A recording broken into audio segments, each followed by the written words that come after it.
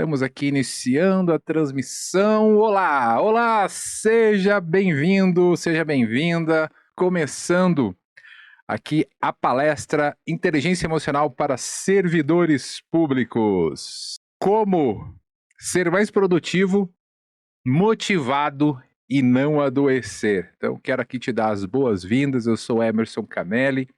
Fico muito feliz por você ter aceitado o meu convite para participar dessa palestra online. Então, como é que a gente vai fazer, pessoal? Conforme eu for falando aqui, vocês podem até colocar alguma coisa aqui no chat, mas a minha ideia é para a gente não ficar todo o tempo, né, interrompendo e o raciocínio, até que pode ser meio ruim para você. Eu vou deixar para ver as perguntas no final. Então, a ideia é que a gente tenha um tempinho ali no final também para responder as perguntas de vocês, tá bom? Essa palestra, ela vai ficar gravada, vai ficar no meu canal. Eu vou ver ainda se eu vou deixar esse vídeo original. Se o vídeo ficar bom, eu deixo esse original.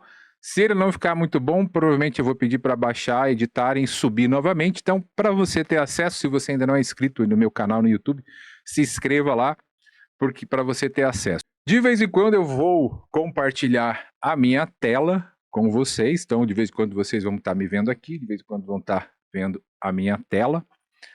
E geralmente quando eu faço isso, eu aviso também. A ideia hoje é a gente não passar de 1h30 minutos, tá? Pretendo terminar antes disso, porque eu sei que muitos de vocês estão trabalhando. Tem gente que já me falou, Emerson, eu estou aqui fazendo uma planilha, mas vou procurar acompanhar. Então a minha ideia realmente é passar o conteúdo de uma maneira direta para você começar a utilizar já aí no seu dia a dia. E principalmente para você ter reflexão. É importante que você entenda isso quando você participa de uma palestra, seja presencial ou online. A ideia da palestra não é resolver todos os seus problemas, não. Tá? Quem falar isso para você está mentindo. A ideia da palestra é trazer muita reflexão, trazer algum conhecimento, alguns pontos também importantes para você, alguns conhecimentos práticos, até como eu vou fazer agora, mas principalmente fazer você refletir muito sobre as questões e aqui no nosso caso hoje sobre a inteligência emocional, tá certo?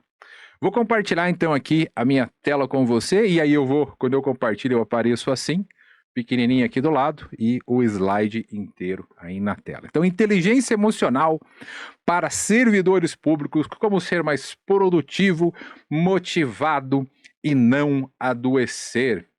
E a primeira coisa que eu já falo aqui, né, porque quando eu falo produtivo, muita gente pode achar, Emerson, mas quer dizer que é para a gente trabalhar bastante? Exatamente ao contrário. Quando você é produtivo, significa que você trabalha menos ou a mesma quantidade e produz muito mais. E a inteligência emocional está diretamente relacionado à produtividade. Motivado, quer dizer que eu tenho que estar alegre, tenho que estar pulando o dia todo? Não, isso é empolgação, que tem a ver com a motivação, mas não necessariamente é a mesma coisa. Tem dias que você não pode estar muito empolgado, pode estar um pouco mais na sua, mas mesmo assim estar motivado. Isso também tem a ver com a inteligência emocional e não adoecer. Por que não adoecer? Porque apesar do conteúdo aqui não ser um conteúdo da área de saúde, eu não sou um profissional da área de saúde, eu sou um profissional do desenvolvimento humano. Sim, se você souber gerenciar suas emoções, se você desenvolver a inteligência emocional, você vai conseguir prevenir doenças físicas, doenças mentais, doenças que têm um cunho emocional. Então, por isso exatamente que a ideia aqui é também ensinar um pouquinho isso para você não adoecer.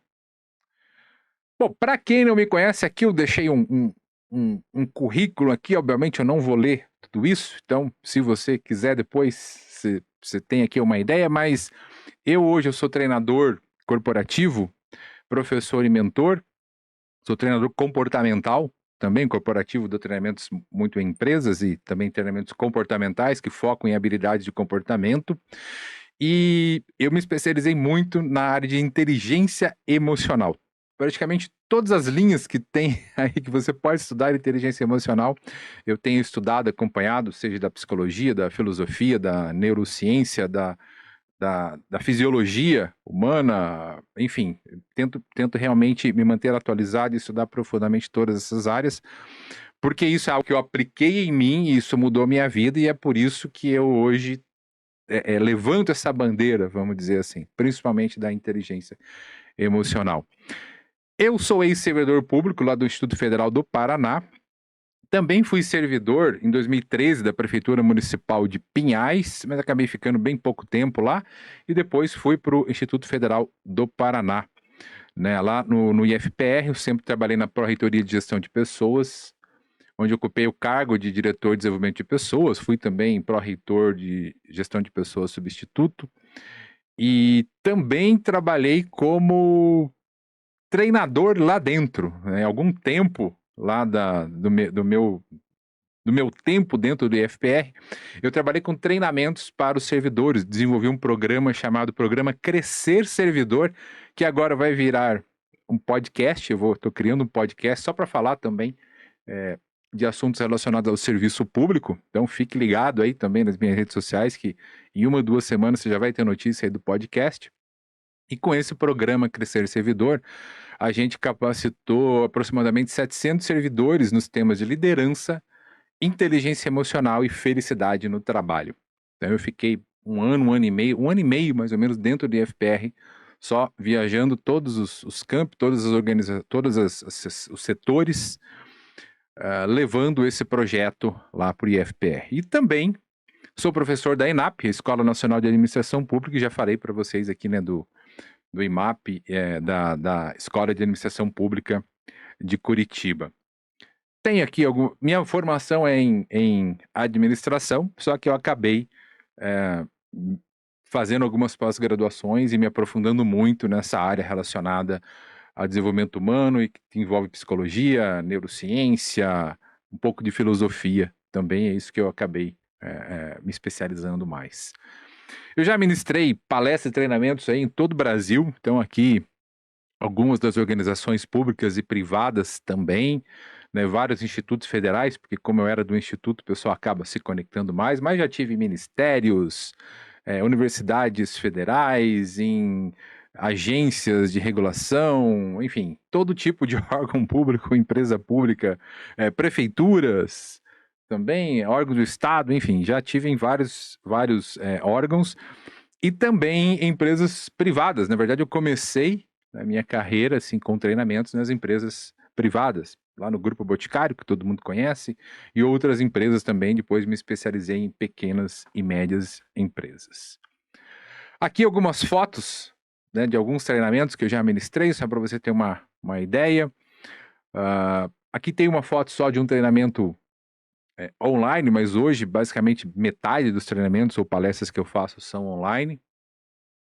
E aqui tem vários, alguns no IFPR, nos vários campi do IFPR, outros em outras instituições, e estava até procurando ali as fotos para colocar. Eu falei, nossa, quantas fotos tem, quantos lugares tem, né, do Brasil inteiro, mas eu falei, não, vou levar só algumas, porque o pessoal entender mais ou menos o que eu faço já há algum tempo. E ali em 2017 eu criei a Camélia Educação. Camélia Educação, fui sócio, na verdade, da Camélia Educação, focando na área de desenvolvimento de habilidades comportamentais, principalmente inteligência emocional, falando também sobre felicidade no trabalho, que era o tema até do meu mestrado de administração, que eu iniciei na UTFPR, produtividade, comunicação, motivação e liderança. Dentro de toda esses treinamentos, essas palestras, esses programas, eu criei alguns específicos também para os servidores públicos, que um deles é o Efeito Goleman, treinamento efeitogoleman.gov, que é o impacto da inteligência emocional nas pessoas, equipes e organizações públicas. Então, eu já ministrava esse treinamento para empresas, que era o Efeito Goleman, e aí eu pensei, por que não criar um especificamente para organizações públicas? Eu tenho minha experiência como servidor público, como gestor público, como professor de inúmeros servidores e organizações públicas. Então, a ideia foi essa, criar um treinamento específico de inteligência emocional no trabalho para servidores públicos. Também um programa de formação de lideranças, que é o Novo Líder Público, porque esse programa? Porque a maior parte das vezes que a gente recebe um cargo de liderança no serviço público, o que acontece? Você recebe aquele cargo porque você desempenhou muito bem o seu papel profissional ali, o papel operacional, o papel como técnico, o papel como analista. E aí, do nada, de repente, olha, então agora surgiu uma oportunidade, você vai ser gestor, você vai ser chefe de seção, você vai ser coordenador, você vai ser diretor.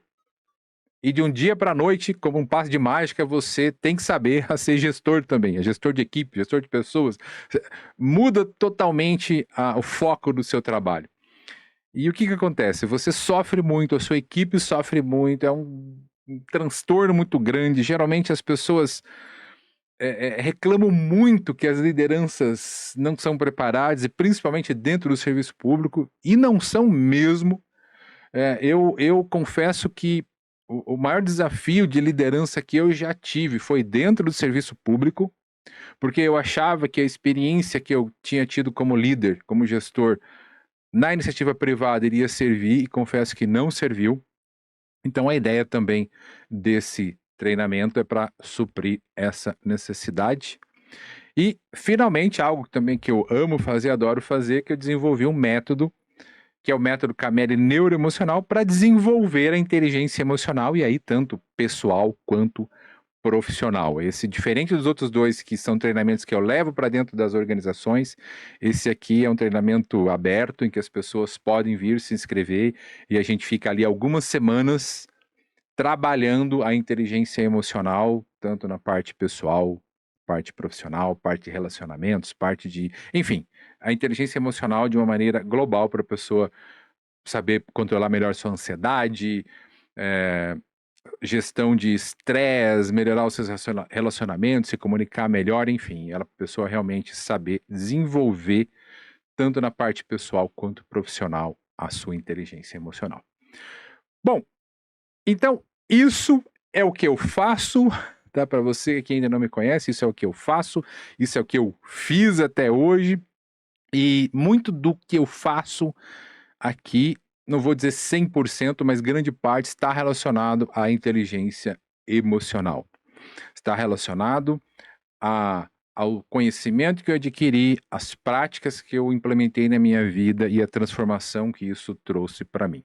E é isso que eu quero passar para vocês, quero passar um pouco para vocês de tudo o que, não tudo, mas uma boa parte daquilo que realmente transformou a minha vida, tá bom? Só que para isso a gente vai precisar fazer o seguinte. Eu sei que vocês, servidores, têm muitos desafios no serviço público, tá? Isso eu sei. Por quê? Porque eu senti esses desafios, tanto quanto era servidor, operacional, vamos dizer, depois eu passei a ser chefe de seção, e depois diretor de desenvolvimento de pessoas, e depois eu voltei a ser um servidor operacional. Então eu tive muitos desafios que talvez na época eu não entendia direito esses desafios, e hoje, depois até de ter uma visão um pouco de fora, não está no dia a dia mais, ficaram mais claros para mim, e conversando com, sei lá, dezenas de treinamentos que eu ministrei já para organizações de todo o Brasil, eu via que as reclamações eram sempre as mesmas, e eu fui condensando isso. Eu achei quase 20 desafios que estão relacionados de uma certa maneira com questões estruturais ou comportamentais, mas eu trouxe 5 aqui para vocês, tá? Porque senão a gente ia ficar aqui a tarde inteira só falando desses desafios. Se vocês, quando tiver algum desafio desses aqui, se vocês, poxa, Emerson, isso aqui, olha, eu também percebo isso, olha, além disso tem outra coisa, você pode colocar aí no chat também enquanto eu vou falando, que eu consigo olhar aqui para você, tá bom? Bom, então vamos lá, aqui os desafios do serviço público. Olha, o primeiro desafio é um que com certeza você já sabe qual é, que todo mundo fala: burocracia excessiva. Agora, a questão é a seguinte: o que a burocracia excessiva faz com os servidores, faz com a gente? E vocês vão ver que sempre eu vou falar a gente, porque apesar de eu ter saído do serviço público oficialmente, eu ainda me sinto servidor público, né? Você sai do serviço público, mas o serviço público não sai de você. E eu continuo sendo professor também da ENAP, dando muitos treinamentos para órgãos públicos, então para mim parece que continua a mesma coisa. A burocracia, qual que é o problema da burocracia? Então o problema, eu vou trazer um exemplo. Quando eu era diretor, eu tinha que contratar eu recebi uma demanda para contratar técnico de Libras. Técnico de Libras. Só que a gente não tinha concurso para técnico de Libras. E aí chegou uma demanda, uma solicitação judicial falando, não, vocês têm que contratar um técnico de Libras. E aí o que aconteceu? Tem que contratar o técnico de Libras, mas não tinha concurso para técnico de Libras. Na época não existia um cargo de técnico de Libras temporário, não existia. Mas aí alguém falou, olha, tinha uma legislação aí, algum tempo que tinha esse cargo, e eu sei que eu fui atrás da legislação, e aí conseguimos contratar um técnico de Libras por causa dessa legislação, só que esse técnico não seria suficiente para suprir todas as demandas, e aconteceu uma coisa mais louca ainda. Esse técnico ele foi contratado por uma legislação específica para ele, e ele era o único técnico de Libras que ganhava uma remuneração menor do que todos os outros técnicos de Libras. E aí você fala, nossa, parece coisa de doido. Parece coisa de doido. Só que essa coisa de doido, eu resumi muito uma história, isso daí já vinha se arrastando há mais de 1 ano, 2 anos. Antes mesmo de eu assumir o cargo, já estava com esse problema. Era um problema crônico, até de vários institutos. E você imagine o estresse que a pessoa que estava ali antes de mim e depois que eu tive para resolver isso. Você chega tem um pedido judicial ali na sua frente para você fazer a contratação, você como gestor público é o responsável por aquilo, você pode responder por aquilo e o estresse que isso te dá. Então, isso foi só um exemplo. Aquelas outras questões que, poxa, para tudo que você tem que fazer, às vezes, dependendo do órgão, você tem que pedir solicitações para 500 pessoas e a coisa não anda, e quando finalmente o processo é aprovado, já não dá mais tempo. Eu já tive situações, por exemplo, que uma prefeitura queria me contratar para fazer um treinamento lá, e aí eles tinham até um prazo, enfim, para fazer a contratação, e estava tudo andando, de repente chegou, o prazo extrapolou, porque uma pessoa que tinha que assinar um documento não assinou, tinha que devolver e acabou a contratação não acontecendo, só acontecendo no ano que vem.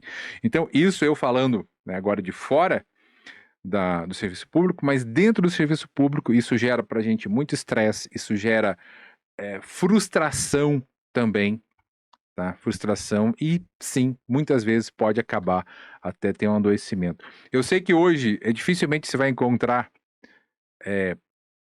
talvez prefeituras, mas, por exemplo, eu sei que o Executivo Federal, você já não encontra mais esse monte de processos, só que os processos eles só não estão mais em formato material. Continua esse volume ou até maior, só que agora no formato digital, né? A gente não vê mais tudo isso, mas eles continuam existindo lá. Outra coisa que acontece muito, pressão política. Pressão política. E aí a pressão política é o seguinte: se você é servidor público, está intrínseco no seu cargo que você vai passar por algumas situações de pressão política, seja lá qual for o cargo, mesmo que seja um cargo muito próximo, de repente, da gestão, e aí tem uma influência política maior, ou um cargo não tão próximo da gestão. Então, a primeira questão é, você tem que aprender a lidar com isso. Só que isso, para muitas pessoas, causa muito estresse. Isso, para muitas pessoas, é muito difícil de lidar. Principalmente em situações em que você vê que a pressão política está sendo usada de uma maneira, talvez não muito ética. Então, já vi um caso, por exemplo, de uma pessoa que era diretor, ele contrariou a ordem do seu superior, na época, que era uma ordem que o diretor considerava que era, isso aqui não dá para fazer porque não está dentro da legislação, isso aqui é ilegal. Não, mas tem essa brecha. Não, mas a brecha não diz isso, olha, está muito claro aqui que isso é ilegal. O que aconteceu? Um tempinho depois, o diretor foi exonerado e foi enviado para trabalhar no protocolo recebendo documentos. Isso aqui é uma situação que só acontece, não foi no Brasil, né? Isso aqui só acontece na Suécia. Aqui no Brasil não acontece isso. Mas você imagina como é que fica, né, a cabeça de uma pessoa que de repente não está muito bem preparada. Um dia ele é diretor, enfim, decidindo sobre inúmeras questões que influenciam, né, basicamente a vida de muitos servidores. E no outro dia, por simplesmente ele não ter acatado uma decisão que ele considerava ilegal e foi consultar outros pares concordaram com ele é exonerado e enviado para um lugar que não, enfim, que não atendia mais, né? Não era um local que não se conectava com a expertise que ele tinha. Tudo por pressão política. Outra questão bem importante, eu vou voltar aqui para os slides que acontecem. Poucos recursos, tá? Ou recursos insuficientes. Então, não sei se acontece com você, talvez seja só comigo que tenha acontecido. Eu trabalhei uma vez em um setor que não tinha ar-condicionado, e a gente estava, acho que num dos anos mais quentes que teve no Brasil até então, e era terrível aquilo, era terrível. Foi uma das piores experiências que eu já tive. Era uma sala pequena, tinha um ventilador que soprava aquele ar quente na gente. A gente atendia o público, você via as pessoas sofrendo e suando também. Então, isso é um exemplo de poucos recursos ou de recursos insuficientes. Outro exemplo de poucos recursos, não tem muitas vezes, geralmente não tem dinheiro para capacitar todo mundo. Também não tem dinheiro para capacitar, né, os servidores conforme a necessidade. Não tem dinheiro para contratar servidores. Uma vez, uma vez deu um problema também de recursos, porque você sabe, se você é servidor federal, você sabe que todo ano quase tem um contingenciamento. Eu acredito que no governo estadual e talvez no municipal tenha também, mas uma época a gente não tinha nem papel higiênico. Basicamente, olha, é o seguinte, pessoal, cada um aí traz o seu papel higiênico, porque não está tendo recurso aqui para comprar, o recurso é só para pagar o aluguel, sei lá, aqui, então, até chegar o recurso de novo, traga aí de casa o seu, e foi o que a gente teve que fazer. O que isso causa, gente? Tem pouco servidor, muito trabalho, muito trabalho, muito trabalho. Não tem, às vezes, dinheiro para comprar um sistema eficiente. Não tem dinheiro para comprar computadores, que é o básico, né, hoje em dia, para a gente fazer qualquer tipo de trabalho. Acaba não tendo também esses recursos. Eu lembro que também eu estava uma vez fazendo uma planilha. Eu não lembro que planilha que era, mas alguém pediu uma planilha, eu estava fazendo uma planilha, eu sei que eu coloquei a planilha lá para fazer o cálculo e ficou, e ficou, e ficou, e ficou, e foi. Eu sei que eu saí, voltei, fui almoçar, voltei e estava lá rodando, porque o computador não tinha capacidade de calcular uma simples planilha. Tá? E isso acontece também, muitas vezes, essa questão de poucos recursos, isso também pode causar adoecimento sério. Outra questão, o quarto fator que para mim também pode prejudicar muito os servidores é a falta de reconhecimento. E a falta de reconhecimento aqui, a gente pode falar de vários tipos de reconhecimento. Então, desde a falta de reconhecimento em que ou uma liderança não está devidamente preparada para reconhecer o bom trabalho dos servidores, e reconhecer dando simplesmente um feedback positivo ou fazer alguma coisa que está dentro do seu alcance como forma de reconhecimento, mas também os reconhecimentos por desempenho, por bom desempenho.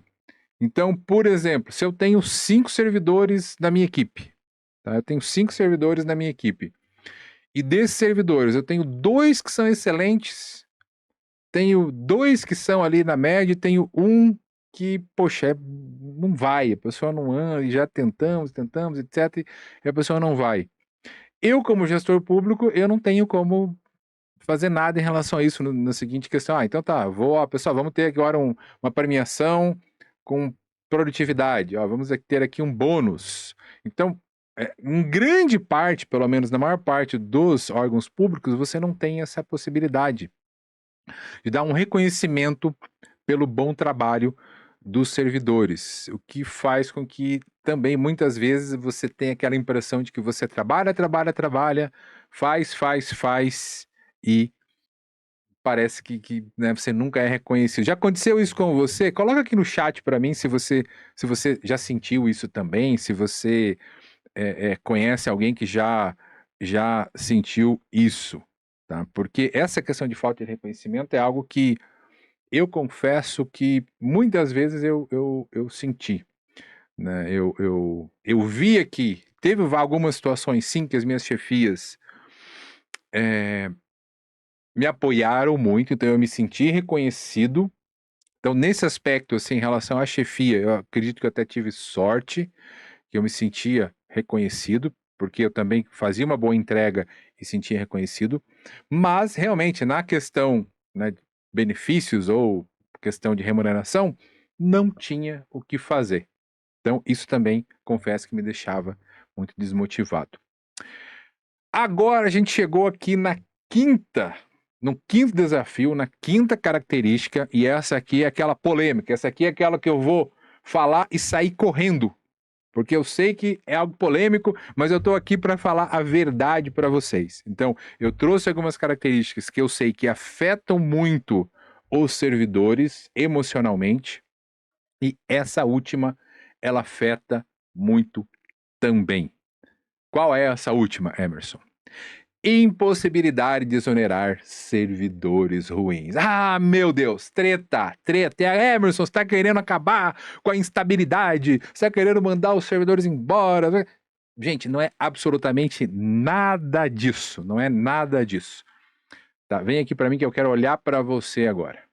O que acontece, né? Na minha visão, esses são apenas números empíricos, assim, não tem uma pesquisa sobre isso, mas na minha visão, a gente tem mais ou menos o seguinte: 20% dos servidores são aqueles servidores que são muito engajados, que abraçam a causa, que geralmente aceitam as posições de chefia e de liderança, ou se não está em uma posição de chefia e liderança, mesmo assim ele puxa, sabe, puxa o pessoal para fazer um trabalho melhor, para as modificações que são necessárias. Então são aquelas pessoas que você vê que realmente são engajadas, que fazem aquilo que amam e que faz a diferença. Você tem uns 30%, tá? Esses primeiros eu dou 2 estrelinhas. Você tem 30%, mais ou menos, que são aqueles servidores que, cara, legal, gosto daqui, faço meu trabalho da melhor maneira possível, etc. Não sou tão engajado assim, mas se tenho alguns servidores engajados que puxam, eu vou, eu participo. Então, esses eu dou 1 estrelinha para eles, porque eles também são servidores que fazem um ambiente mais positivo.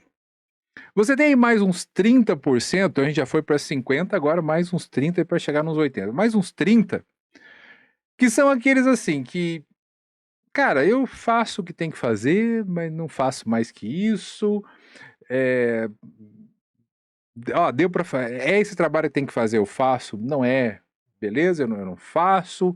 São aqueles servidores que eles não contribuem muito positivamente na questão do clima, mas eles contribuem, mas eles também não contribuem negativamente. Então eles não ficam puxando a coisa para baixo. Então é aqueles assim que eu não dou nenhuma estrelinha para eles, mas eles são servidores, vamos dizer assim, talvez neutros.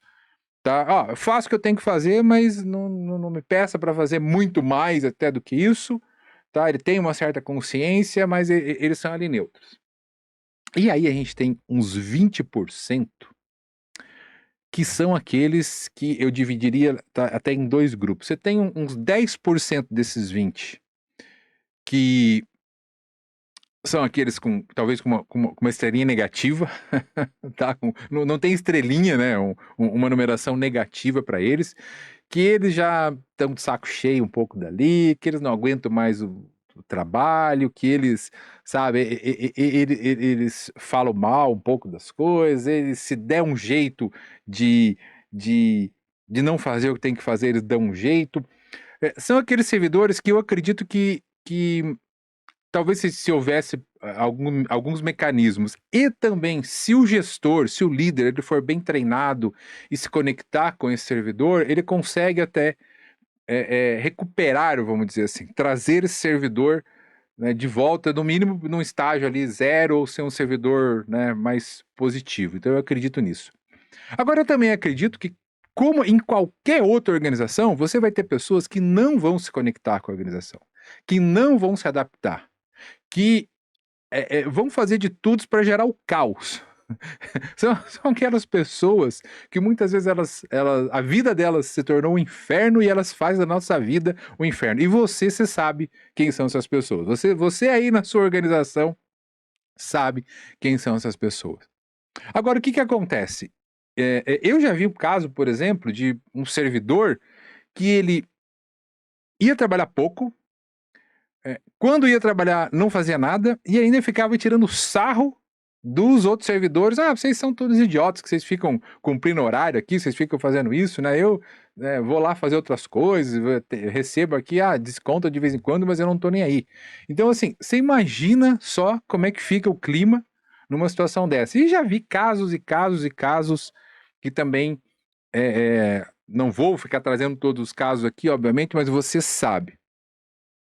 Você já deve ter passado por situações assim. Então, esses servidores, assim como em uma empresa você pode ter funcionários, em uma organização qualquer, na igreja, em qualquer lugar, você tem pessoas que não se adaptam, pessoas que não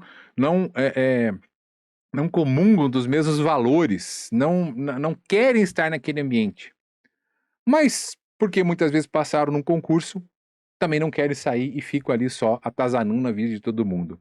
E como não tem, basicamente, como a administração pública, exonerar esses servidores, porque basicamente, né, o servidor só pode ser exonerado se cometer uma falta muito grave. Isso, obviamente, tem os seus benefícios, isso é um benefício também para a administração pública, mas a questão é que, do jeito que é hoje, não tem como se livrar nem desses, chamei de servidores ruins, mas você pode chamar do nome que você quiser. Isso causa o quê? Isso causa desmotivação, isso causa muitas vezes frustração, isso gera um estresse enorme, isso causa um ambiente muito negativo, isso deixa as pessoas realmente, muitas vezes, desmotivadas. Eu já vi situações assim, que foram muito graves. E uma das questões que sempre gestores públicos me traziam e me trazem nas palestras, ou principalmente em treinamentos, quando eu faço treinamentos de inteligência emocional ou de gestão de pessoas, é a seguinte questão: Emerson, tem esse servidor que era assim, eu já tentei fazer isso, já tentei fazer aquilo, já tentei de novo, já conversei, já fiz isso, e não dá jeito. A pessoa não, né, não melhora, muito negativo e não desenvolve. O que eu posso fazer? Eu confesso que muitas vezes a verdade que a vontade que eu tenho de falar, olha, você pode rezar, né, vamos orar juntos pela alma dessa pessoa, quem sabe, né, assim ela vai modificar. Mas, obviamente, eu não respondo isso. O que geralmente eu respondo? Olha, você tem que tentar, tentar, tentar, tentar. Então, dependendo do que a pessoa já tentou, eu dou mais algumas alternativas para ela para tentar fazer isso, porque não tem outra coisa para fazer. Agora, em relação a tudo isso que eu falei, tanto essa questão né, de não poder se livrar de servidores ruins, quanto falta de reconhecimento, poucos recursos, pressão política, burocracia excessiva, tem alguma coisa que você, servidor, pode fazer em relação a isso? Pense comigo, tem alguma coisa que você, servidor, pode fazer em relação a isso? O que você pode fazer para mudar isso? Assim, na prática mesmo, o que você pode fazer para mudar isso? Eu vou te dizer o seguinte, disso que eu passei aqui, o que você pode fazer para mudar isso? Eu não vou dizer nada, mas eu vou dizer assim, muito pouco, mas muito, muito, muito pouco mesmo. Olha, aqui a Heloísa até falou, ó, isso é frequente, infelizmente ainda é muito forte no serviço público. Exatamente, Heloísa. E o que você pode fazer sobre isso? Muito pouco. Por que muito pouco? Porque tudo isso, gente, é estrutural. O que quer dizer estrutural, Emerson? Faz parte da estrutura do serviço público. Dentro do serviço público, para quem a gente tem, obviamente, servidores que são CLT, a gente tem servidores que são terceirizados, né, que são contratados, que são tipo de agente público, mas falando especificamente daqueles que prestaram um concurso e que tem uma regulamentação, como, por exemplo, os federais têm a lei 8.112/90, né, de 1990. E aí você tem os estaduais que têm a lei deles, os municipais que têm as leis deles, o judiciário, o legislativo. Só que todas essas legislações, elas acompanham a Constituição. Então quer dizer o seguinte, a nossa legislação de gestão de pessoas, ela já tem mais de 35 anos. 35, 36, 37 anos por aí. É baseada nisso. E a gente não pode fazer nada que a lei não permita. Então a gente continua gerindo pessoas dentro do serviço público da mesma maneira que geria pessoas há quase 40 anos atrás, por causa da nossa legislação. Emerson, mas se eu não posso fazer nada em relação a isso, olha, o não posso fazer nada, gente, volta aqui para mim agora. O não posso fazer nada, você pode fazer sim, você pode. Você pode, por exemplo, eu posso, sei lá, não, mas eu quero modificar. Eu acho que isso não está certo, eu quero modificar isso daqui. Essa legislação aqui não está certa. Aí você pode ser uma pessoa engajada politicamente, e aí você de repente começa a fazer parte de algum movimento, e aí você ou apoia algum deputado, ou se elege deputado e tal, e tenta mudar a lei. Claro, você pode fazer isso. Agora, falando aqui para a maior parte das pessoas que não irão por esse caminho, é muito pouco que você pode fazer para mudar questões estruturais. E o que eu posso fazer, Emerson? Se você não pode mudar as questões estruturais, quem então tem que mudar? Né?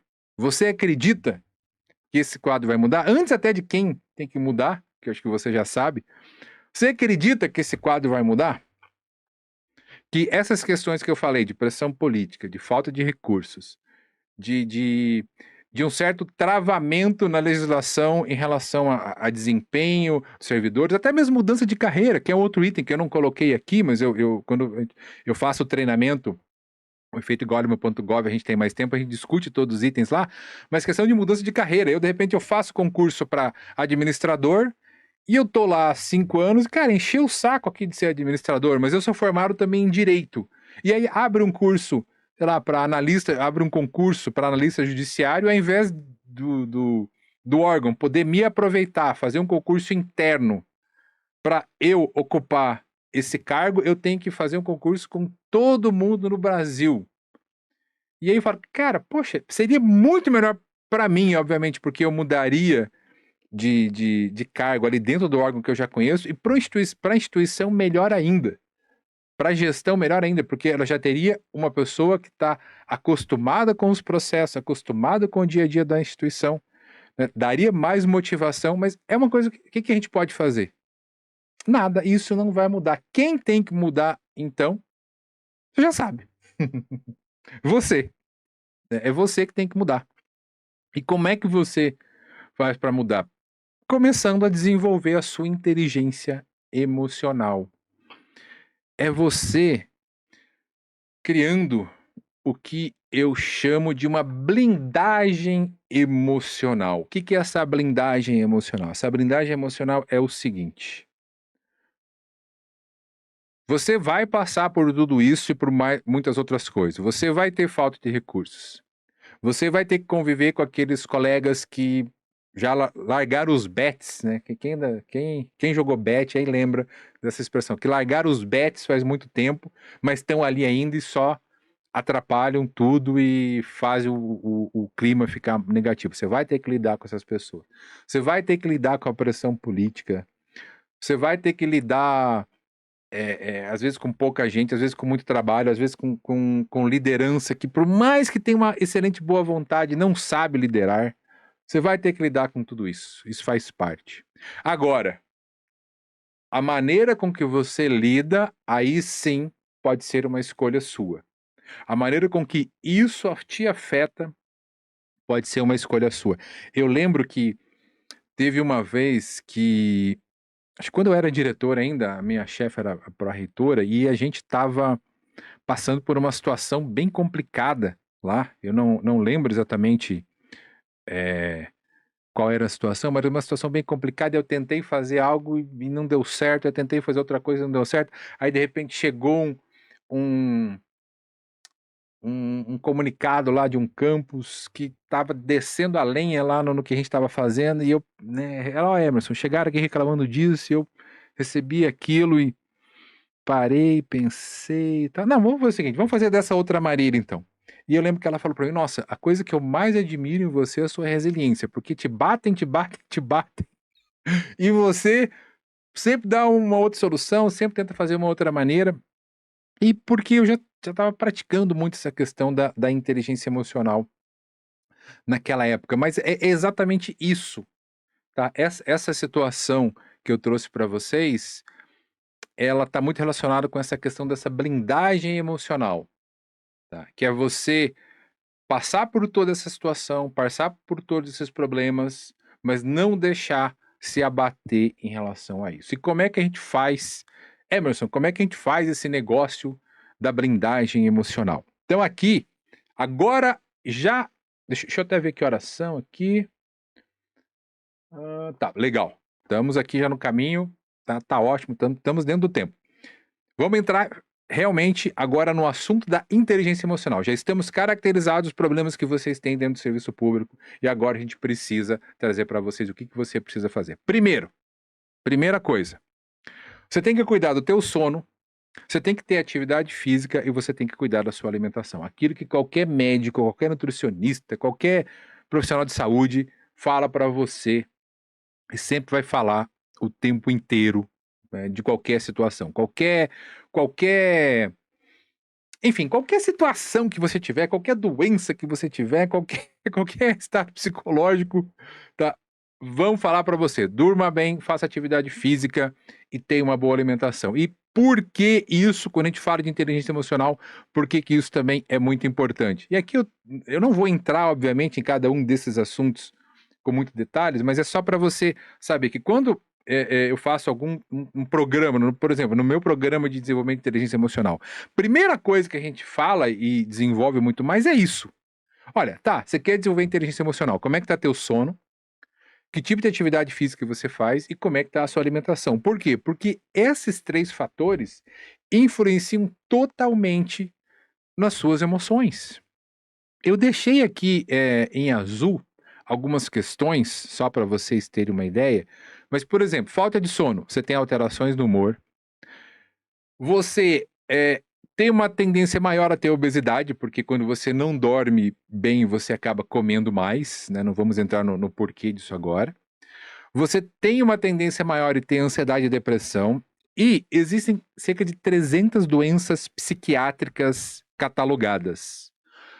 Todas elas, ou elas têm um envolvimento com a questão do sono ruim. Então, ou elas são decorrentes de você ter uma qualidade de sono ruim, ou elas são agravadas porque você não dorme bem. Emerson, o que é dormir bem de 7 a 9 horas por noite? Se você não está dormindo de 7 a 9 horas por noite, dificilmente você está dormindo bem. Atividade física. Atividade física não é só você fazer esportes, é você se mexer.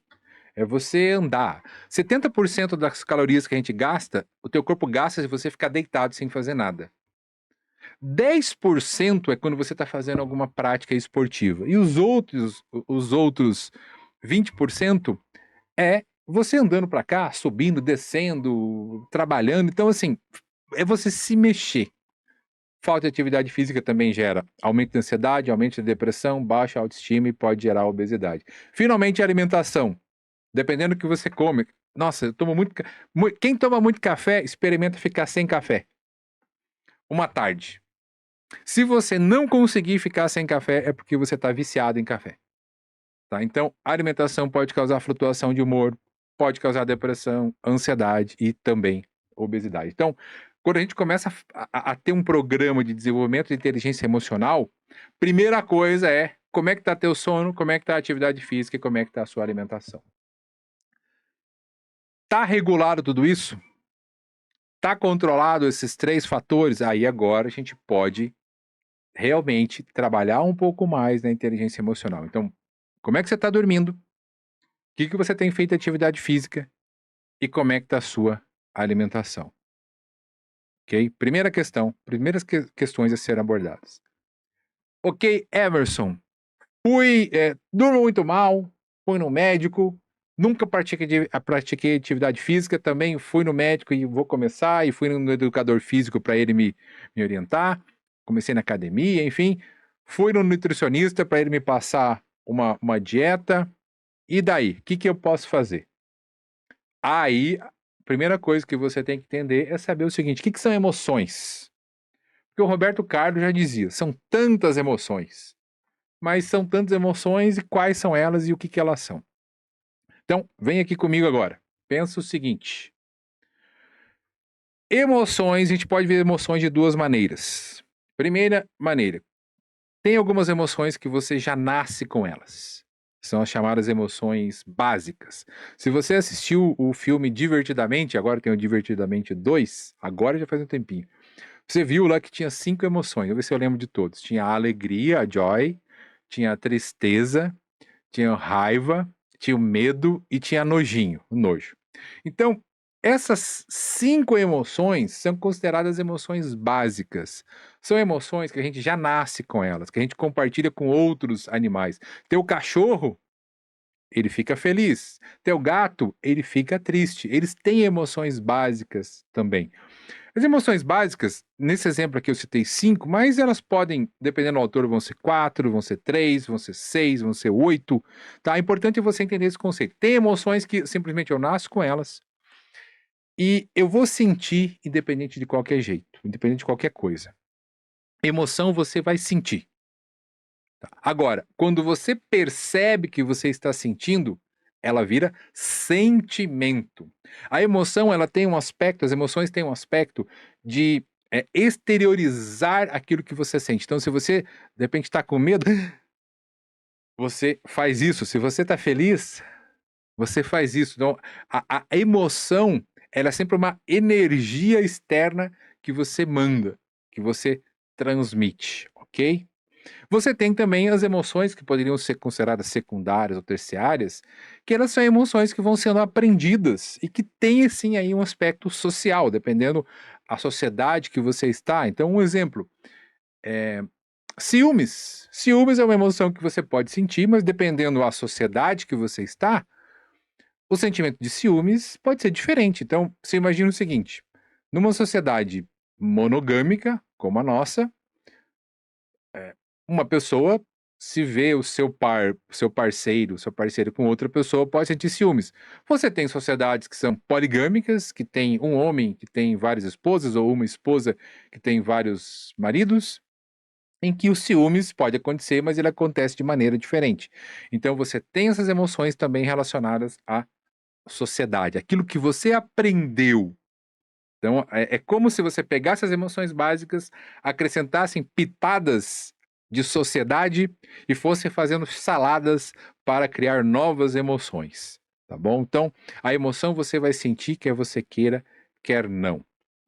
E, ok, Emerson, entendi o que que são emoções. Emoções é uma coisa que tem na minha mente, que eu já nasci com algumas, outras foram sendo construídas e que eu sinto, quer eu queira, quer não. Eu não consigo não sentir uma emoção. Agora, o que que eu consigo? Eu consigo controlar o que acontece depois que eu sinto a emoção. E aí que entra aquilo que a gente chama de inteligência emocional.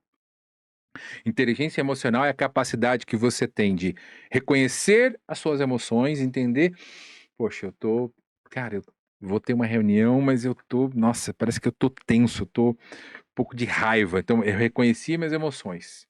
Gerenciá-las, o que que é gerenciar? Você mudar o estado emocional.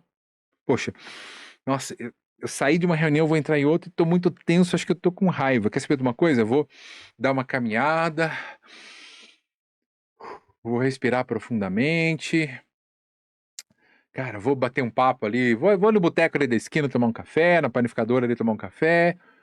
Pronto, nossa, agora eu já estou no estado melhor para ir para outra reunião. Então eu gerenciei.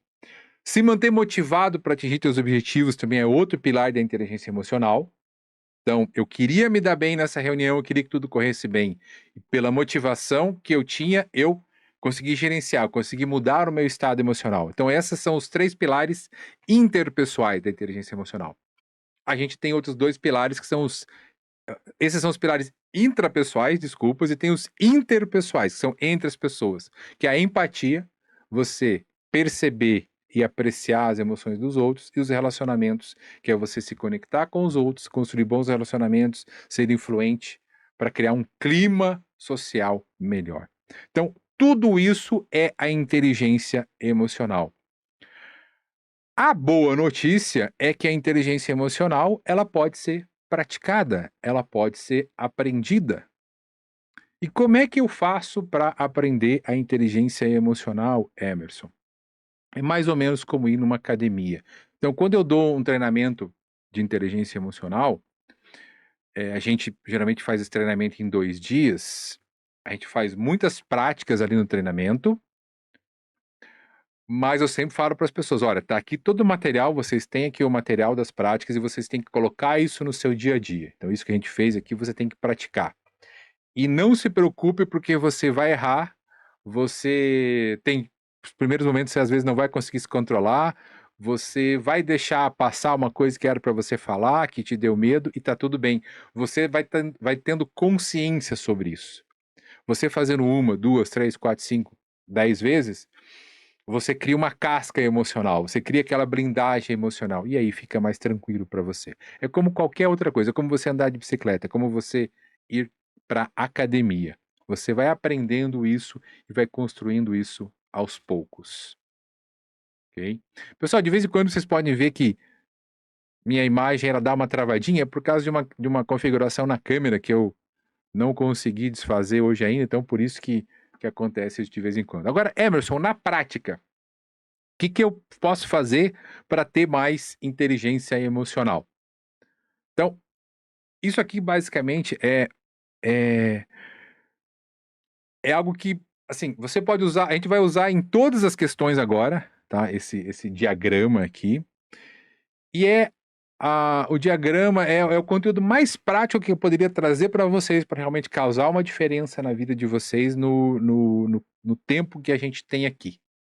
Né? No treinamento a gente tem o tempo para discutir isso, para analisar mais e para fazer várias práticas, vários exercícios. Aqui, como a gente não vai fazer isso, isso daqui já vai resumir muita coisa e tenho certeza que vai te ajudar. Então, primeira questão, o que acontece? Acontece, você tem uma situação qualquer. Alguma coisa acontece. Então vamos pegar um exemplo aqui.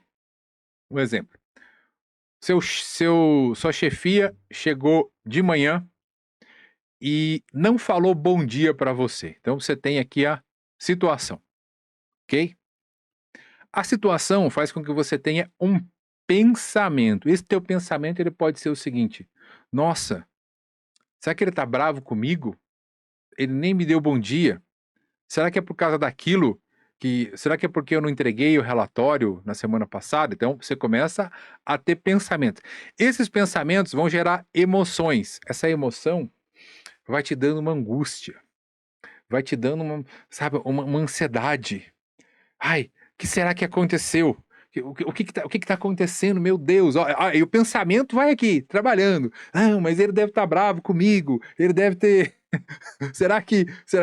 Eu tenho um cargo de função aqui, eu tenho uma função gratificada. Meu Deus, será que ele vai me exonerar do meu cargo? Mas nossa, mas eu preciso desse dinheiro extra. E vai te dando aquela aflição. Por que vai te dando essa aflição? Você vai tendo ali um comportamento. E qual que é o seu comportamento? O teu corpo vai ficando mais tenso. Você chega, né? Meu Deus do céu, me dá uma água aí. Pronto, aproveitei para tomar uma água também. E agora? Você vai falar com uma pessoa, e você vai falar com outra pessoa. E aquela coisa vai aumentando cada vez mais, e esse comportamento pode criar outras situações que criam outros pensamentos que vão gerando outra emoção, e você fica nesse ciclo interminável. Tá? Esse ciclo do desespero emocional. Na parte da emoção, ali embaixo, no quadrante da emoção, não tem o que você fazer. Você vai sentir a emoção. Tá, você vai sentir, não tem o que você trabalhar. Agora, você pode trabalhar a situação, você pode trabalhar o pensamento e você pode trabalhar o comportamento. Tá? Então, basicamente, isso aqui resume como a gente pratica a inteligência emocional. Como assim, Emerson? Então vamos imaginar a mesma situação. Seu chefe, sua chefia chega de manhã e passa por você e não te dá bom dia. Seu pensamento pode ser: nossa, ele não me deu bom dia. Poxa, deve estar muito apressado para alguma coisa. Não tem nada a ver comigo. Ele deve estar muito apressado, enfim, ele não me viu. Isso faz com que você praticamente não tenha emoção nenhuma ou simplesmente tenha: poxa, ele deve estar apressado, sabe? Assim, não liga para aquilo. O seu comportamento, você continua fazendo o que você estava fazendo e não gera outra situação nenhuma, ok?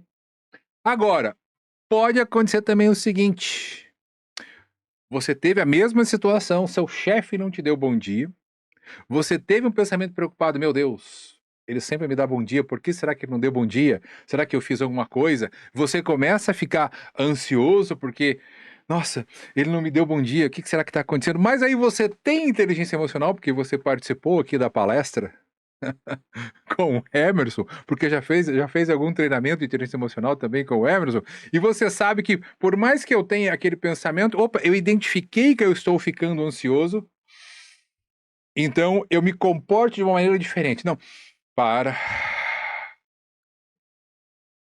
respira, deixa eu dar uma volta, deixa eu andar um pouquinho. Cara, não é nada disso. O meu corpo, o meu comportamento físico começa a controlar a minha emoção, porque a emoção, ela tem uma duração muito rápida, ela dura alguns segundos, 60 segundos, 90 segundos. E se você continua sentindo aquilo, é porque o seu pensamento fez que você continuasse sentindo. Agora, se você controlar, passar esse tempo, mudar a sua fisiologia, mudar seu comportamento, respirar profundamente, mudar o seu corpo, já sabendo algumas técnicas para isso. E aí você começa a pensar: não, calma lá, não foi nada, é bobagem, nem sei o que aconteceu, por que eu estou viajando desse jeito? Você consegue controlar a emoção e você não se estressa tanto. Então, essa é a base da inteligência emocional.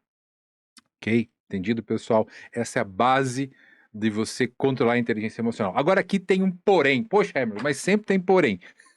Tem um porém. E esse porém vem desse iceberg aqui.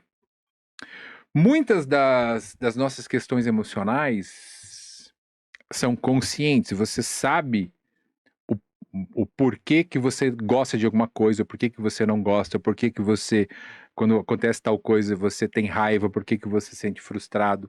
Então você sabe o porquê. Agora, tem a maior parte é inconsciente. Você não sabe o porquê. Você muitas vezes sente uma emoção ruim, sente uma angústia, tem um sentimento depressivo, tem um sentimento de ansiedade e não sabe exatamente o porquê. E isso muitas vezes acontece, essa parte, voltando para mim aqui, essa parte inconsciente, ela pode acontecer, por exemplo, algo que histórias que talvez vocês já ouviram. Você era pequena, e teve um dia na escola que você foi fazer uma apresentação, e aí você já estava com medo de fazer a apresentação, e aí você foi lá na frente dos coleguinhas, todo mundo nem olhando para você, você foi falar alguma coisa e falou errado, e aí todo mundo começou a rir de você, e você começou a ficar mais nervoso ainda, começou a chorar, e aí todo mundo ria mais ainda. E aí a professora, às vezes para ajudar, ao invés de tentar fazer alguma coisa, porque não entendia também o que estava acontecendo, pega você: para, volta para o seu lugar e grita com você. E o que aconteceu nesse momento? Você teve um impacto emocional fortíssimo. Esse impacto emocional se associou com memórias que você teve daquele momento. Só que você era uma criança e o seu cérebro, o seu entendimento não sabia processar aquilo, porque o teu córtex pré-frontal praticamente, não vou dizer que não existia, óbvio que ele existia, mas estava muito, muito cru ainda, não estava nada desenvolvido. E você estava ali com a mentalidade de uma criança. E o teu cérebro, mesmo assim, ele tenta dar um jeito naquilo, tenta te proteger.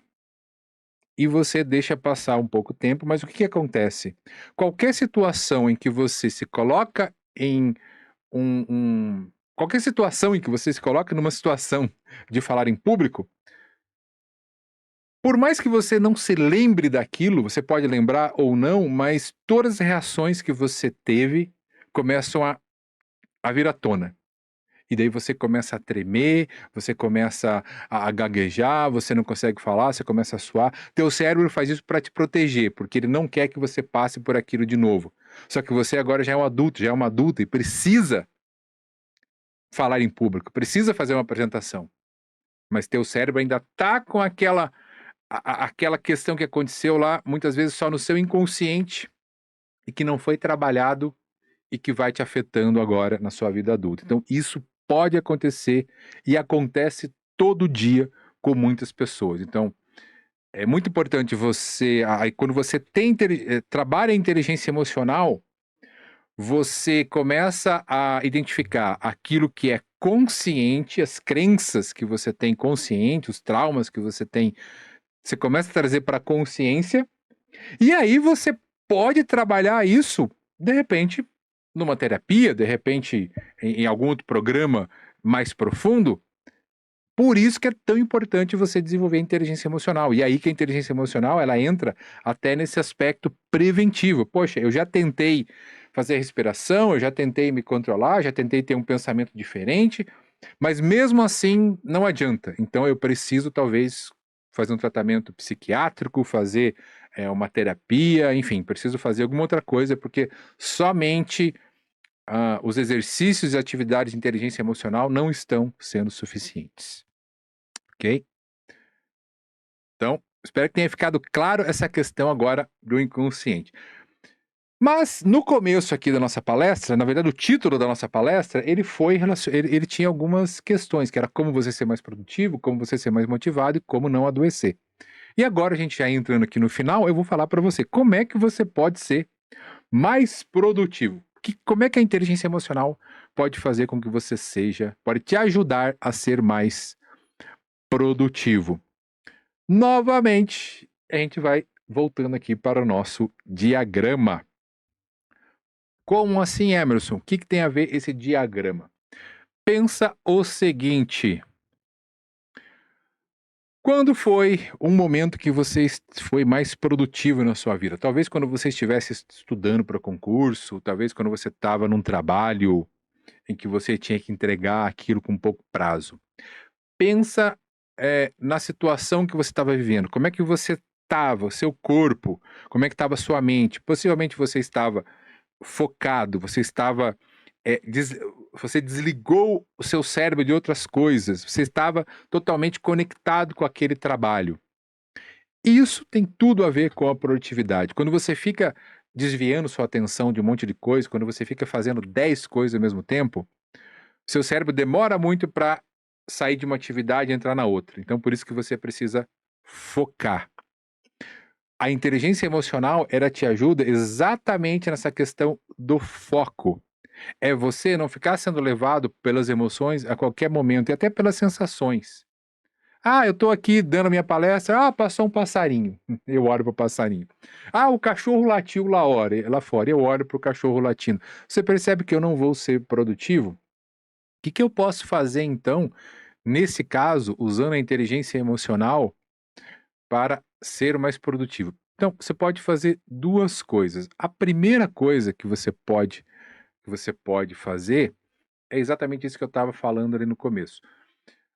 Nas situações que eu estive mais produtivo na minha vida, como que eu estava?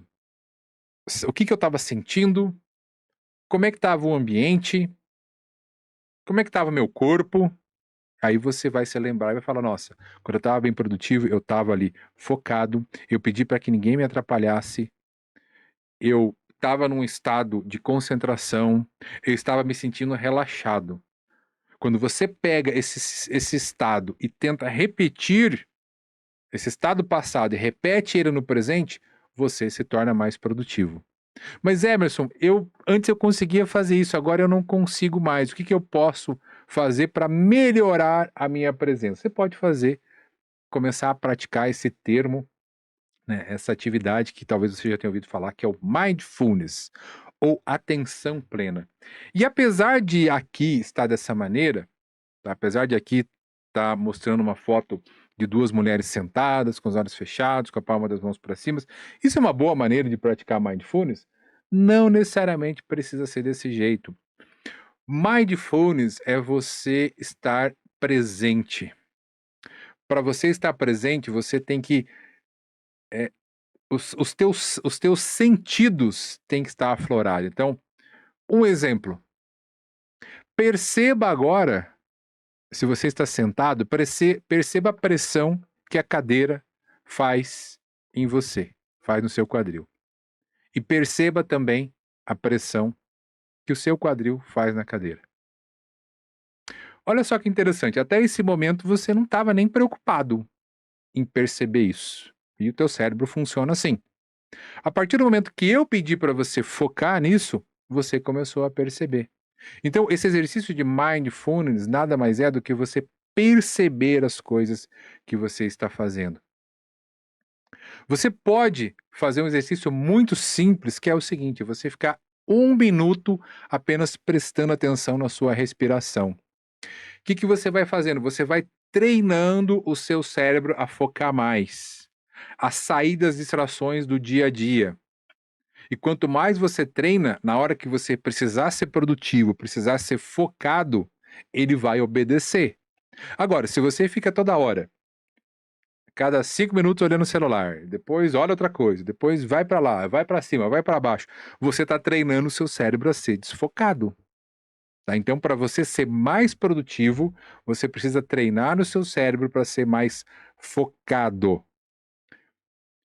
Quer um exemplo que você pode fazer? Faz isso hoje. Faz isso hoje, a hora que você chegar em casa. Porque daí é mais fácil do que você fazer aí no trabalho. Chega em casa, desliga o celular, desliga a TV, deita na sua cama. Não deita não, porque senão você vai dormir.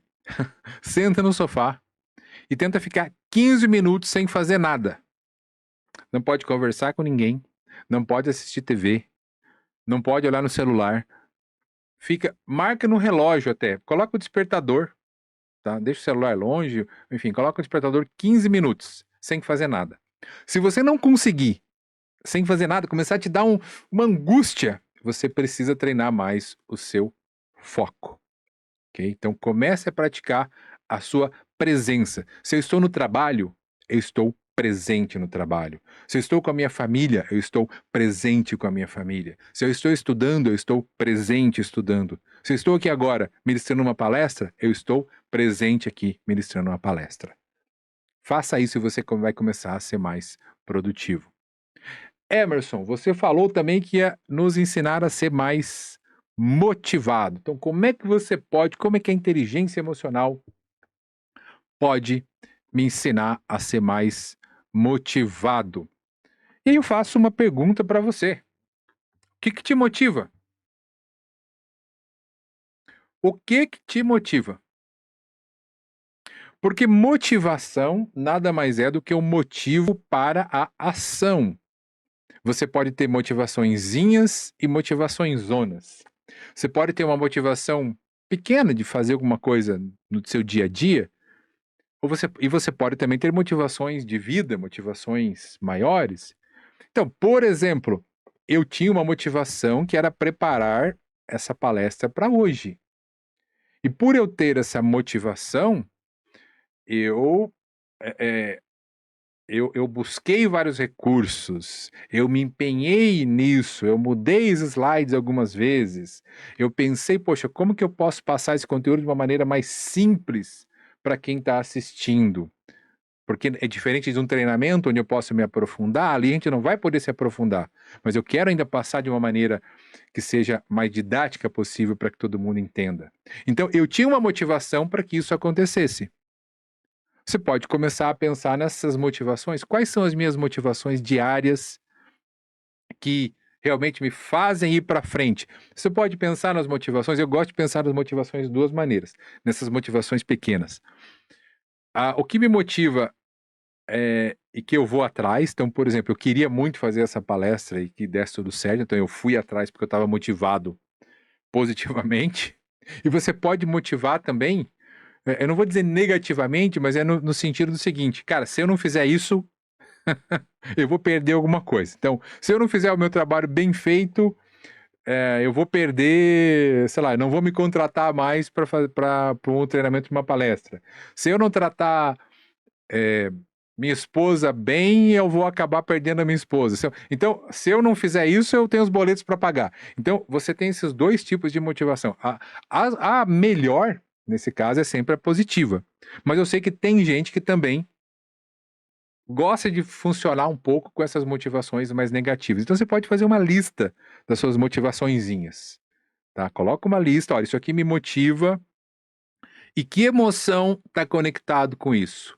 Quando eu venho dar essa palestra aqui, que emoção está conectado com eu dar essa palestra? Nossa, uma emoção de realização, uma emoção de felicidade, uma emoção de dever cumprido.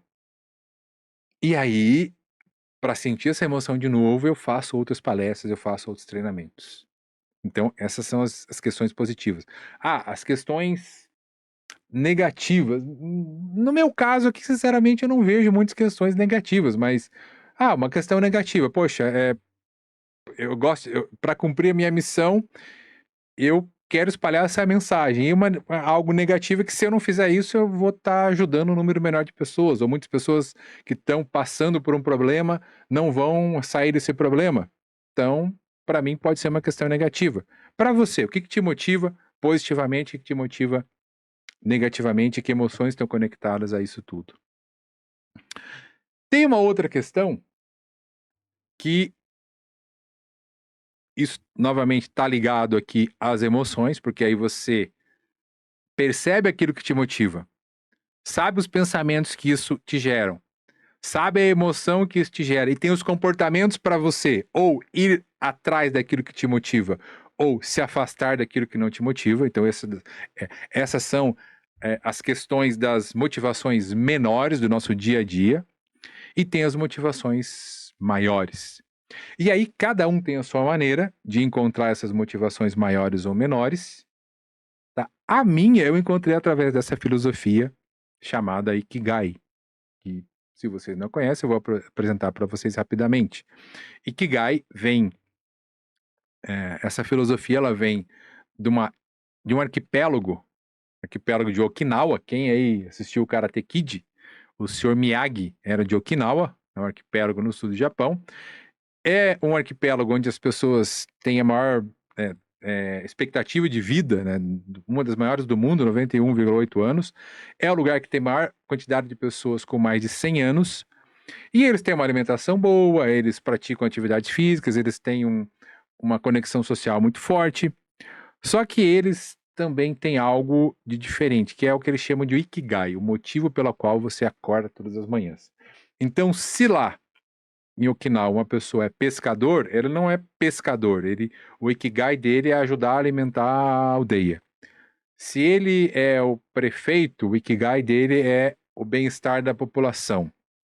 Se é um dono ou dona de casa, o Ikigai é deixar a casa sempre bonita e limpa para receber os netos, os filhos, os parentes. Então, perceba o seguinte, sempre tem um propósito, sempre tem algo maior por trás daquilo. E você pode ter mais de um Ikigai, você pode encontrar o seu Ikigai no seu trabalho, você pode encontrar o seu Ikigai, sei lá, em outras coisas que você faça no trabalho voluntário também. Como é que você pode fazer para começar a pensar no seu Ikigai? Começar a refletir sobre o seu Ikigai. Tem muitas perguntas que você pode fazer, tem muitos exercícios que eu geralmente faço assim, em treinamentos para ajudar as pessoas a reconhecer, a encontrar o Ikigai. Mas quando você responde essas 4 perguntas aqui, elas já te dão um caminho muito forte, que é a primeira, o que você ama fazer? Então lista tudo que você ama fazer. O que você é bom em fazer? Lista tudo que você faz muito bem. O que você pode ser pago para fazer? Então, dessas coisas, principalmente, liste aquilo que você pode ser pago para fazer e o que é bom para o mundo.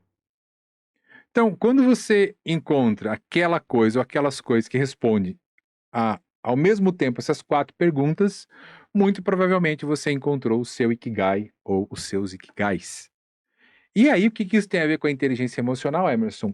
Tudo, porque quando você conhece e está vivenciando o seu Ikigai, você tem mais resiliência, você tem mais motivação, você se torna uma pessoa mais feliz, você aprende a lidar melhor com as suas frustrações, porque momentos difíceis virão, momentos ruins vão acontecer, mas quando você tem esse propósito maior, que está vivenciando algo, não só por você, mas porque tem uma causa maior, você aceita as suas emoções, reconhece que aquele momento não está bem, mas você respira, fortalece e vai. Vamos lá, porque isso é um propósito maior que eu tenho. E isso você pode encontrar de outras maneiras, por outras filosofias, por religiões, pela sua espiritualidade. Para mim, isso foi o que mudou basicamente, assim, grande parte da minha vida e está muito relacionado a fazer com o que eu faço hoje. E finalmente, opa, bati aqui no microfone, finalmente tem mais uma coisa que eu falei que ia falar para vocês, que é como não adoecer. O que você faz para não adoecer? O que você faz para não adoecer?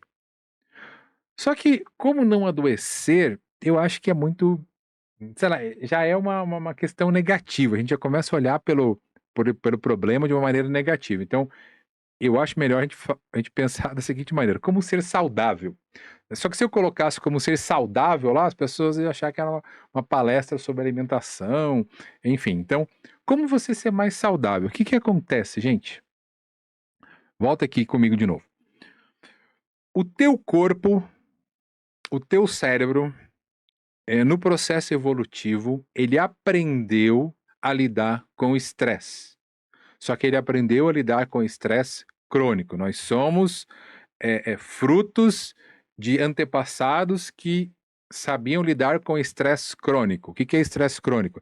É aquele estresse em que aquele teu antepassado tinha que sentir quando ele estava caçando. Ele ficava atento, a pulsação dele subia, a musculatura dele ficava mais rígida, o olhar focado. Era aquele estresse que ele tinha que sentir quando ele ia, sei lá, ia ter que guerrear com o inimigo para sobrevivência. Esse estresse, geralmente, era um estresse que tinha uma certa duração. Às vezes durava algumas horas, às vezes alguns dias. Mas aí ele passava e você relaxava. Então, o teu corpo, o teu cérebro aprendeu a lidar com isso. Ele tem mecanismos para lidar com esse estresse. Como é que você adoece? Você adoece quando você fica num estado de estresse constante. Cara, meu trabalho me deixa estressado e eu não sei como me livrar disso. Meu chefe me deixa estressado e eu não sei como me livrar disso. Minha vida é um estresse constante, é uma correria. Eu vou trabalhar, vou para academia às 6 horas da manhã, depois da academia eu vou para o trabalho, depois vou para faculdade, depois chego que tenho que estudar. Você se colocou nessa situação de estresse muito grande e muito contínuo. E aí isso começa a fazer mal para você. E você começa a adoecer, porque o teu cérebro e o teu corpo não está preparado para enfrentar esse estresse por muito tempo dessa maneira. O que você tem que fazer então? Voltando lá para o nosso diagrama. Primeiro, você pode procurar trabalhar as situações. Que situações? Nesse exemplo que eu dei da pessoa que tem uma vida muito, muito, muito, muito corrida. Quais são as suas prioridades? Identifique as suas prioridades. Identifique as suas prioridades e tenha um estilo de vida um pouco mais tranquilo, assim que for possível. Tem uma professora que eu conheci uma vez no treinamento, estava no treinamento meu, e ela tomava muito ansiolítico. E ela falava, não, mas eu dei aula por, sei lá, 20 anos, sei lá quantos anos, 30 anos, sei lá. Eu dava aula de manhã, de tarde e de noite.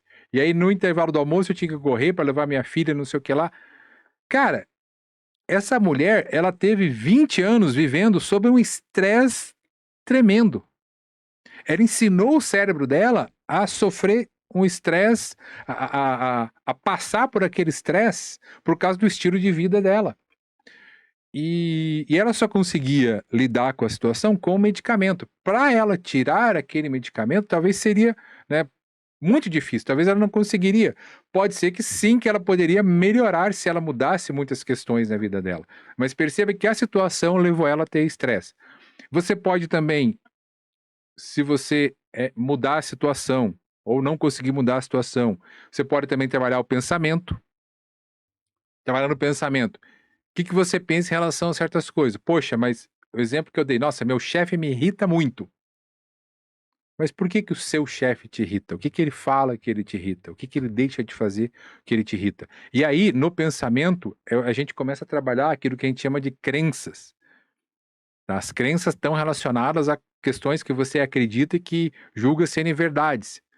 Então, meu chefe me irrita muito porque quando ele começa a falar, ele é muito detalhista e eu quero que vá direto ao assunto. Ok, mas essa é a maneira dele falar. E as pessoas são diferentes. Será que você não precisa, talvez, pensar um pouco nisso? Poxa, mas por que isso realmente me irrita? Já teve alguma questão de pessoas que eram mais detalhistas e que eu não me irritava? E se já teve, o que eu posso fazer para não me irritar agora? Percebe? Então você está trabalhando o pensamento. As emoções, elas vão acontecer de qualquer maneira, mas se você muda a situação ou muda o pensamento, você não vai ter mais emoções que te gerem tanto estresse. E você pode trabalhar também os comportamentos. Que comportamentos, Emerson? Como aquele que eu falei antes. Se você está estressado, você pode sair para dar uma volta, levantar para tomar um café, levantar para tomar uma água, começar a praticar um esporte, ter um grupo social para conversar com as pessoas, começar a fazer terapia, se capacitar mais e desenvolver melhor a sua inteligência emocional. Então, você pode trabalhar na situação, no pensamento e no comportamento para você não adoecer. E eu sugiro que você trabalhe os três. E o mais importante, o mais importante de todos, que eu vejo que as pessoas adoecem muito, é por causa das crenças. Porque se você acredita que pode ou que não pode, você está certo. As crenças, elas são muito, muito, muito fortes. Eu já vi pessoas que se irritam, que ficam extremamente estressadas, simplesmente porque, eu não vou com a cara daquela outra pessoa. Tá, mas o que ela te fez? Nada. Eu não vou com a cara, não gosto do jeito que ela fala. E aí, se ela fosse fazer um, um processo de autoconhecimento, ela ia descobrir que talvez aquela pessoa tem um jeito de falar de um professor que ela tinha e que não gostava, ou de alguém que fez muito mal para ela, e inconscientemente ela trouxe aquela emoção ruim para essa pessoa. Então é fundamental que, se você vive em situações assim, que você fique estressado, que você fique irritado, que você fique angustiado por causa de questões que você não sabe exatamente o porquê você está assim, é importante que você comece a se autoconhecer, comece a desenvolver mais a sua inteligência emocional. Porque senão as chances de você ficar doente são muito fortes realmente. A gente está chegando aqui ao final da nossa palestra e eu quero dizer para você que você tem vários caminhos a seguir, e aqui eu apresento dois. Um caminho é você continuar simplesmente do jeito que você está, e levando a vida do jeito que você está levando, e se está tudo bem para você, tá ótimo. O outro é aquele que pelo menos funcionou para mim e que mudou totalmente a minha vida, é você procurar desenvolver mais a sua inteligência emocional. E aqui, você não precisa desenvolver a sua inteligência emocional com o professor Emerson, você não precisa fazer os meus treinamentos ou participar dos meus programas, ou nem, de repente, assistir os vídeos. Já convido você para se inscrever no meu canal para assistir os próximos vídeos que eu vou fazer falando especificamente para servidores. Mas eu convido você sim a se conectar com alguém e ir atrás de desenvolver a sua inteligência emocional. Saber lidar melhor com essas situações. Saber lidar com as suas emoções, porque as emoções elas podem determinar se você vai ter uma vida de sucesso ou de fracasso, uma vida saudável ou de doença, e você talvez não tinha nem se dado conta disso até hoje. Então é muito importante que, enquanto você não tinha esse conhecimento que foi passado, ok, eu não sabia disso e eu não tinha o que fazer. Mas é importante que agora que você tem, você sabe o que fazer. Você pode procurar ajuda. Você pode se conectar, você pode ir atrás de conhecimento e depois atrás de conhecimento também atrás de prática. Para a gente finalizar, eu quero deixar duas mensagens com vocês. No final do dia, não é o que acontece com você que define a sua vida, mas a forma como você reage a isso. Quem domina as emoções, domina a própria história. Quantas vezes você já não tomou decisões erradas? Você já não foi impulsivo? Você já falou o que você não queria falar porque você foi levado pelas suas emoções e depois se arrependeu?